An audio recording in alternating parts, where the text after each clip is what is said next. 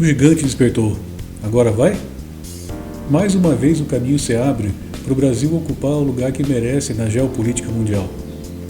Stefan Zweig, um intelectual austríaco de origem judaica, que morou no Brasil nos anos 40 e ficou encantado com a diversidade das nossas florestas, rios, cachoeiras, do nosso litoral extenso, das plantações, do potencial mineral, enfim, de todas as riquezas do Brasil, ele escreveu um livro chamado Brasil, o País do Futuro.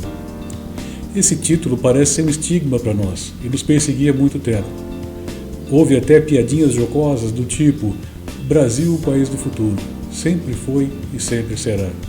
Maldade, né? Mas esse futuro nunca chega?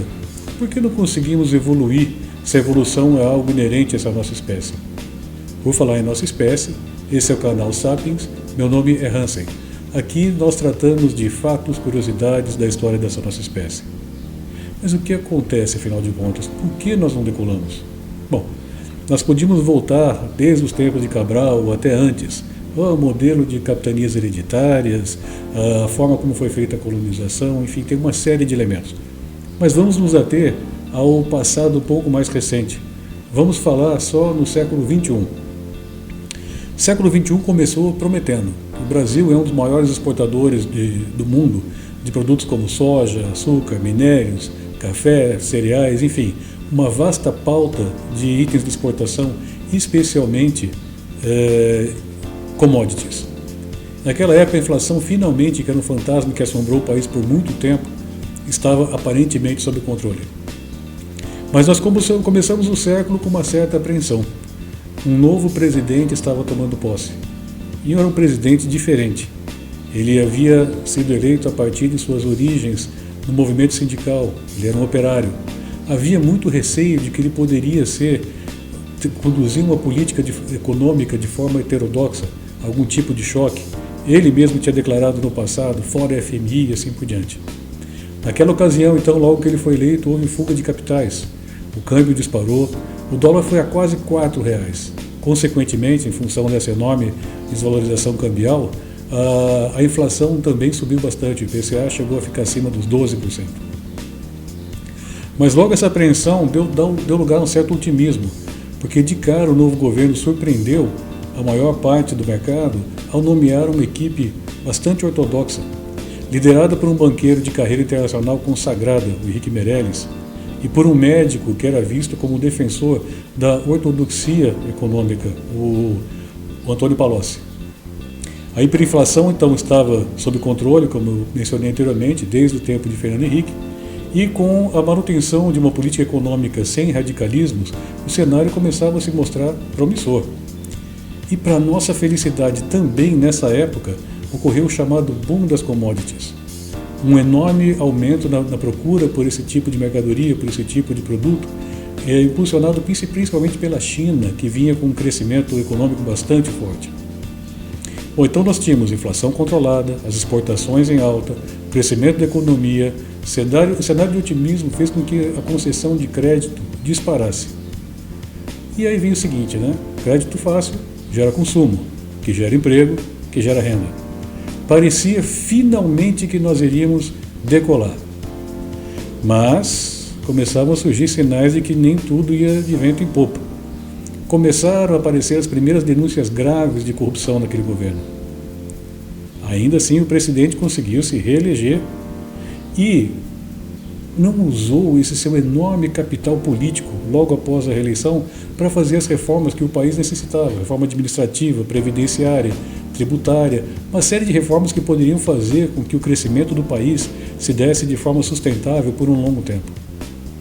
Mais do que isso, ele relaxou a ortodoxia econômica e começou a, segundo denúncias do seu ex-ministro Antônio Palocci, que ele acabou mais tarde revelando, a se preocupar com seu próprio patrimônio, em fazer seu pé de meia já tendo em vistas uma possível aposentadoria. Para piorar isso tudo, em 2008 veio a crise global, provocada inicialmente por aquela chamada bolha imobiliária nos Estados Unidos, que levou a uma queda considerável da demanda por commodities. Mesmo assim, aquele presidente conseguiu eleger a sua sucessora. Mas aí começou uma sequência de equívocos, ações heterodoxas na economia, da chamada nova matriz econômica, escândalos de corrupção que não cessaram, investimentos bastante questionáveis no exterior, investimentos tipo BNDES financiando grandes construtoras brasileiras que se envolveram em escândalos de corrupção a fazer obras gigantes em países que eram aliados ideológicos daquele governo de então. O Brasil quer tornar-se parceiro econômico de primeira ordem para Cuba. As consequências para a economia foram devastadoras. Houve desmandos, houve malversação de recursos, houve uma série de problemas nas principais estatais do país. Imagine o seguinte, uma potência como o Brasil, uma economia muito grande, forte, com enormes reservas de petróleo. E nesse país tem uma estatal, a Petrobras, que detém o monopólio da extração, refino e transporte de petróleo. Essa empresa foi tão espoliada que conseguiu dar prejuízo por 4 anos consecutivos, algo inacreditável. E não foi só a Petrobras, não, aconteceu também com os Correios, com o Itaipu, com uma série de outras estatais que eram geridas de maneira temerária. Naquele período, o mundo passava por um momento de relativa estabilidade e crescimento econômico. Não havia guerra, não havia pandemia, não houve nenhuma catástrofe significativa. Ainda assim, o Brasil conseguiu, por 2 anos seguidos, estar em recessão, seu PIB caindo, o que se configura tecnicamente em uma depressão econômica, algo impensável em termos de normalidade sem existir uma guerra. O que acontece é que esse governo, para resumir bastante a história, não chegou até o fim. Resultado final no painel eletrônico do Senado, com 61 votos sim e 20 não, está cassado o mandato da presidente Dilma Rousseff. E, pior de tudo, nós perdemos a oportunidade. Não foi naquela ocasião que nós decolamos. E aquele governo também não acabou bem. Muitos de seus líderes e envolvidos acabaram presos. Houve uma transição, uma breve transição, onde começou a se encontrar alguma estabilidade e, finalmente, a esperança de um novo começo. Mas, mal o novo governo começava, veio o imponderável, uma pandemia que afetou a economia global. Quando os efeitos da pandemia começaram a ser mitigados, uma nova guerra na Europa levou à crise energética, com escassez de combustíveis. Parecia um pesadelo.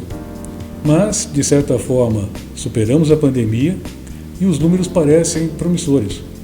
Reformas importantes foram feitas, obras inacabadas do governo anterior foram concluídas, trazendo resultados, importantes obras de infraestrutura foram entregues, houve privatizações, concessões, e as estatais que eram deficitárias, com um novo modelo de gestão, com muito mais austeridade, passaram a dar lucro.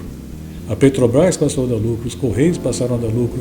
É um fenômeno bastante interessante, muito positivo para o país. A inflação, que foi um problema seríssimo durante a pandemia, apresenta números melhores do que a média dos países industrializados. O Brasil está dando uma lição nesse sentido. O PIB apresenta uma recuperação surpreendente, e se você somar isso uma matriz energética mais sustentável do que as médias dos demais países industrializados, e a pauta de exportações do país vai muito além das commodities. O Brasil é um grande exportador de equipamentos elétricos, de equipamentos, máquinas e equipamentos para agricultura e aeronaves, tanto civil, para uso civil quanto militar. E eu vou citar aqui o que disse recentemente o Marcos Prado Troiro, que é o presidente do Banco dos BRICS. Ele disse: o Brasil tem tudo para se tornar a Arábia Saudita dos alimentos. Ora, ele fazia referência a quê? Vamos lembrar o choque do petróleo no começo dos anos 70, de onde emergiu a grande riqueza dos países árabes, claro, a Arábia Saudita inclusa, a escassez de petróleo.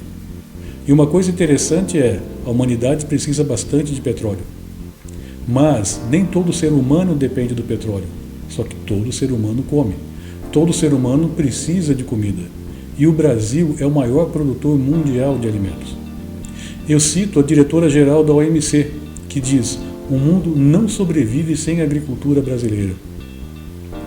Ora, será que isso significa que nós estaríamos novamente prontos para decolar? Parece que sim, e eu acredito que sim. Algo pode nos deter? Claro, ameaças sempre existem. E eu cito duas que me vêm em mente de imediato. Uma no âmbito externo. Ora, se nós vamos ocupar um espaço de grande projeção no cenário econômico internacional, certamente vamos ferir alguns interesses. E esses interesses tendem a ser defendidos nem sempre da maneira mais ortodoxa possível. É comum se colocar uma série de barreiras e protecionismo para evitar produtos altamente competitivos no Brasil. Meias-verdades e mentiras são disseminadas, né? Até brinco dizendo as girafas da Amazônia, os ursos do Pantanal Mato-Grossense que estão sob ameaça. Claro que eu estou me referindo ao ecoterrorismo, a mentiras que são plantadas, a exageros que levam à descrença e dão suporte para eventuais boicotes a produtos da pauta de exportação brasileira. Temos que estar atentos e a nossa arma principal é a informação correta e de qualidade. E no âmbito interno, é muito importante a gente aprender com os erros do passado. Acabamos de falar do que aconteceu na nossa última possibilidade, última chance de o Brasil decolar e ocupar o seu espaço. Nós temos que tomar muito cuidado para que essas pessoas que desperdiçaram essa oportunidade de maneira, pode-se dizer, criminosa, para que eles não voltem à cena do crime. Vamos torcer para que o melhor aconteça, para que esse destino do Brasil, essa condição predestinada do Brasil de ocupar um espaço de relevância no cenário econômico mundial venha se realizar em breve. Muito obrigado por me acompanhar até aqui, peço a vocês que curtam e compartilhem. Muito obrigado.